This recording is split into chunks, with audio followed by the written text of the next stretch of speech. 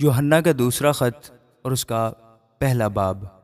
مجھ بزرگ کی طرف سے اس برگزیدہ بیوی اور اس کے فرزندوں کے نام، جن سے میں اس سچائی کے سبب سے سچی محبت رکھتا ہوں جو ہم میں قائم رہتی ہے اور ابد تک ہمارے ساتھ رہے گی۔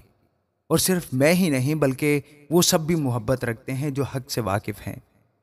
خدا باپ اور باپ کے بیٹے یسوع مسیح کی طرف سے فضل اور رحم اور اطمینان، سچائی اور محبت سمیت ہمارے شامل حال رہیں گے۔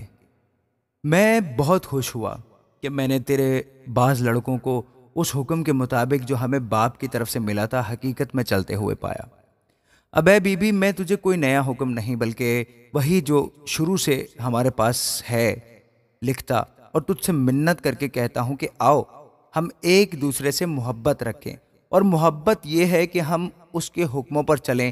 یہ حکم وہی ہے جو تم نے شروع سے سنا ہے کہ تمہیں اس پر چلنا چاہیے، کیونکہ بہت سے ایسے گمراہ کرنے والے دنیا میں نکل کھڑے ہوئے ہیں جو یسوع مسیح کے مجسم ہو کر آنے کا اقرار نہیں کرتے۔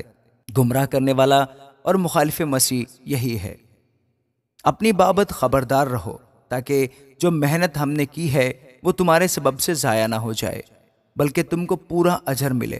جو کوئی آگے بڑھ جاتا ہے اور مسیح کی تعلیم پر قائم نہیں رہتا، اس کے پاس خدا نہیں۔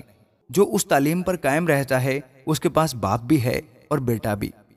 اگر کوئی تمہارے پاس آئے اور یہ تعلیم نہ دے تو نہ اسے گھر میں آنے دو اور نہ سلام کرو، کیونکہ جو کوئی ایسے شخص کو سلام کرتا ہے وہ اس کے برے کاموں میں شریک ہوتا ہے۔ مجھے بہت سی باتیں تم کو لکھنا ہے مگر کاغذ اور سیاہی سے لکھنا نہیں چاہتا، بلکہ تمہارے پاس آنے اور روبرو بات چیت کرنے کی امید رکھتا ہوں تاکہ تمہاری خوشی کامل ہو۔